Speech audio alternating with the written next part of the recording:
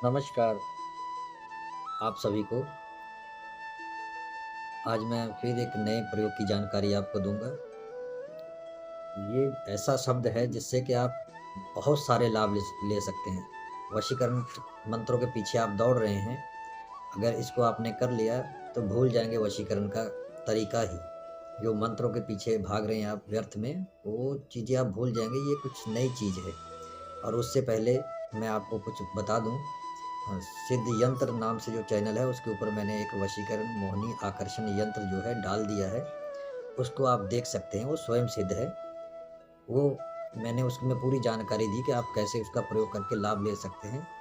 तो उस वीडियो में मैंने ये भी बताया कि मंत्र के मुकाबले यंत्र कितना आसान है।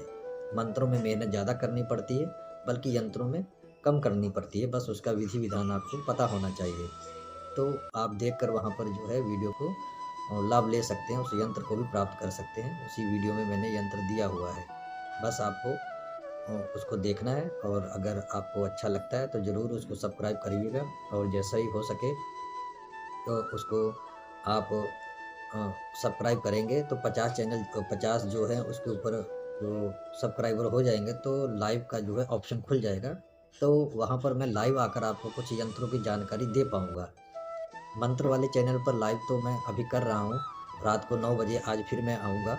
तो वहाँ पर आप जो है बात कर सकते हैं, जो आपके मन में सवाल हैं, सीधे तौर पर आपसे बात हो पाएगी। आप 9 बजे जो है लाइव पर जो है जुड़ सकते हैं और अपनी बातों को रख सकते हैं, जो मुझसे हो पाएगा, जिनका परामर्श दे पाऊँगा, सक्षम हूँ, ज़रूर दूँगा। और इसी तरह सिद्ध तंत्र नाम का चैनल है, उसके ऊपर तंत्र की जानकारी दे रहा हूँ। अगर इन दोनों चैनलों के ऊपर 50-50 आज ही हो जाते हैं तो कल जो है 24 घंटे के अंदर लाइव चैनल लाइव जो है एक्टिव हो जाएगा। तो उनके ऊपर जो लाइव आकर आपको मैं जो चीज़ें बताऊँगा, जो आप पूछना चाहते हैं, क जो कि सवाल होते हैं उन मंत्रों के बारे में या यंत्रों तंत्रों के बारे में, आप सीधा उसके बारे में जानकारी ले पाएँगे, उससे आपको ही फ़ायदा होगा।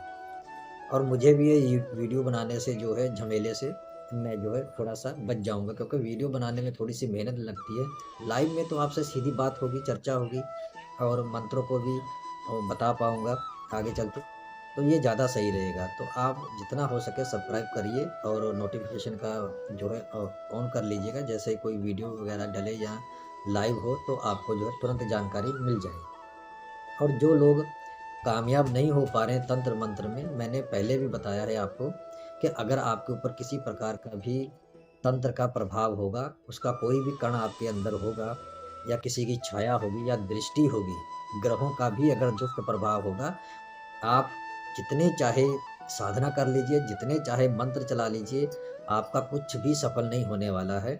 ये बहुत ही गूढ़ रहस्य होता है, जो जानना बहुत ज़रूरी है। जब तक आप सक्षम नहीं हो पाएँगे, इन चीज़ों से बाहर नहीं निकलेंगे, तब तक कोई भी मंत्र आपका काम नहीं करेगा। ज़्यादा आप किसी का थोड़ा-सा झाड़-फूँक कर लेंगे, उससे ऊपर आप नहीं जा पाएँगे।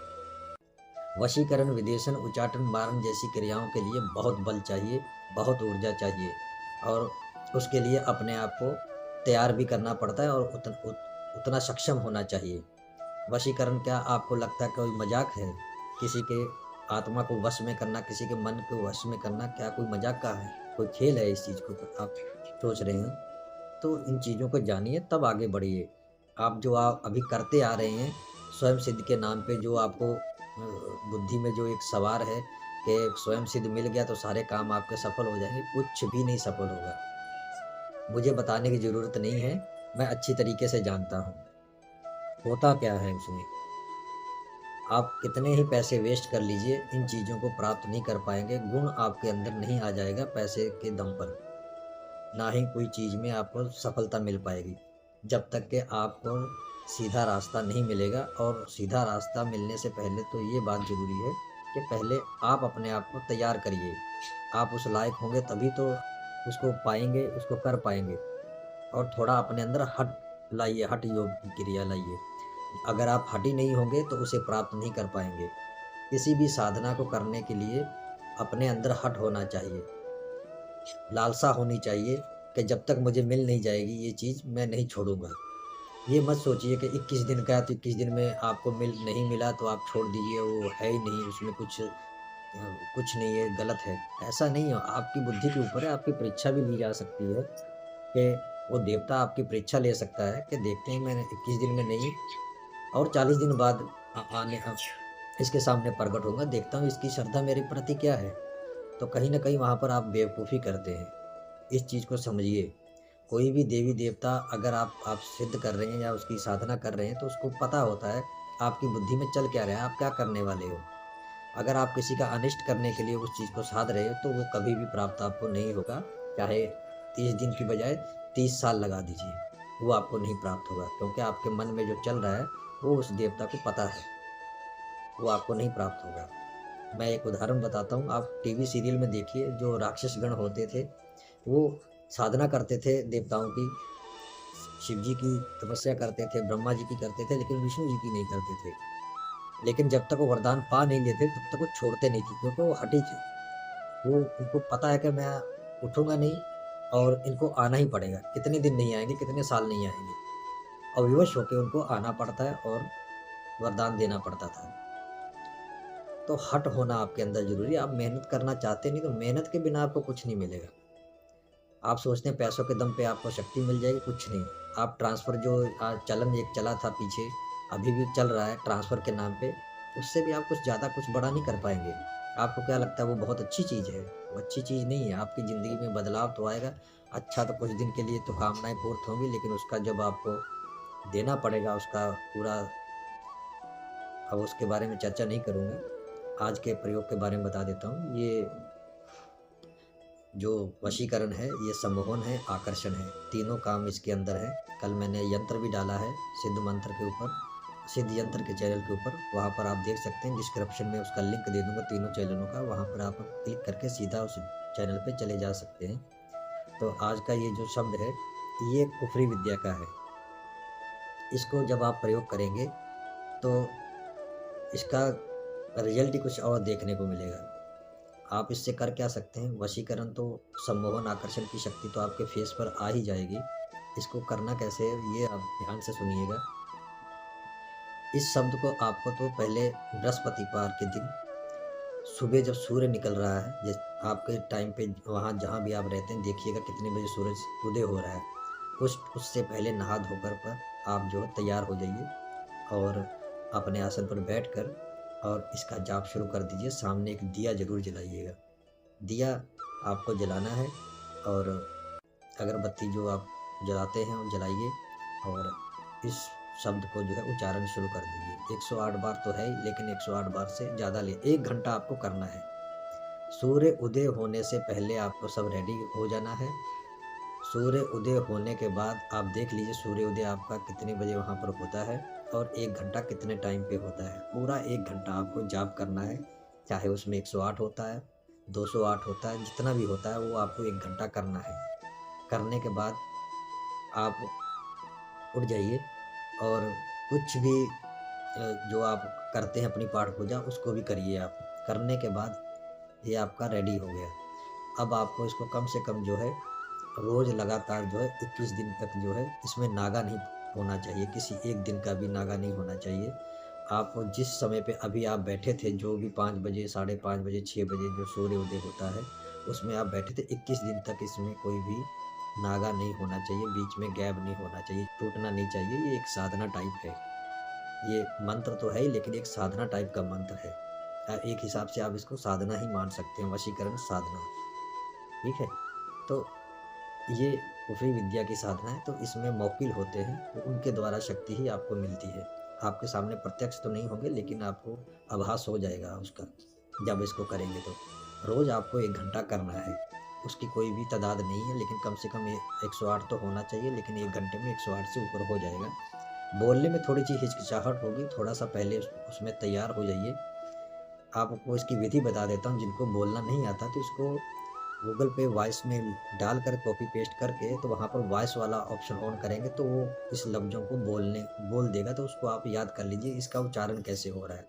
अगर लफ्ज़ गलत होंगे, बोलने में उच्चारण गलत होगा तो वो काम नहीं करेगा। पहले इस चीज़ को सीखिए और बृहस्पतिवार से ही इसको शुरू करना है। अभी आपके पास समय है, आज सोमवार है, अभी 2 दिन आपके आपके पास और हैं, तो 2 दिन में आप इसको अपनी तैयारी कर लीजिए और बृहस्पतिवार से शुरू कर लीजिए। 21 दिन तक आप इसको जो है रोज़ नियम से जो है आपको करना है।